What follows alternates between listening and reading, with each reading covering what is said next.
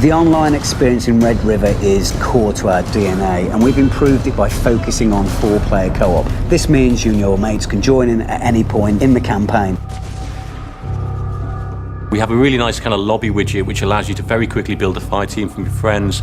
If you're playing the campaign and one of your friends suddenly comes online, he can jump in straight away and join you. We've really tried to cover as much as possible just to let players do whatever they want to do. It means that the game experience is just so much more streamlined now when you're playing it online. Red River will have join in progress implemented. It's a big thing for us. You know, we can't go out into the marketplace nowadays without having something where you can join in at any time with your buddies and play the game and basically kick some ass.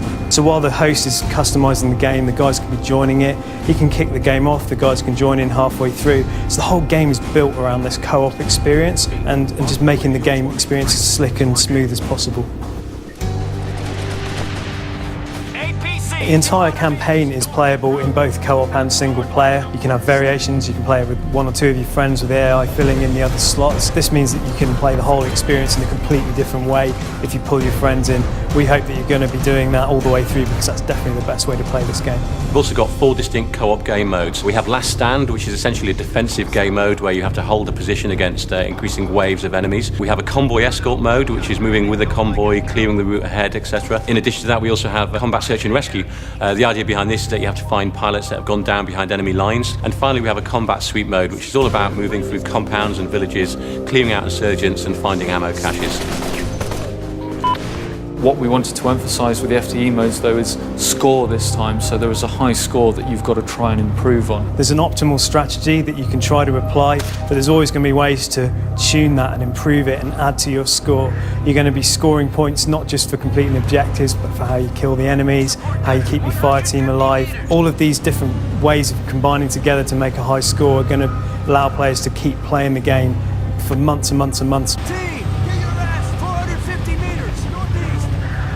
We haven't just reused the campaign area for our fire team engagements. What we've done is create a bespoke area in the southeast of our map. It's based on a real location in Tajikistan where we've pulled loads of reference material from.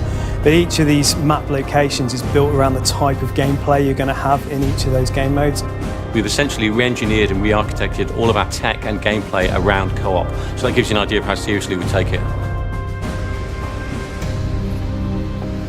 We're really excited about Red River. We're really excited about the fact there's going to be other gamers coming from other games next year to play this.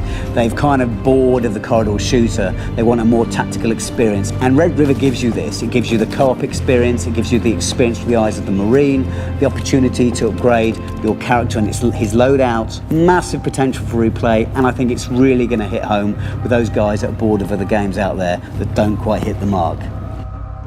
For me, it's very much the thinking man shooter. It's all about the decisions you make. We don't lead you by the hand through the levels. It's up to the player to decide how they're going to get the best out of that level. It's all about co-op, it's all about team play, it's all about communication and giving the players the tools and the options that they need to have an awful lot of fun.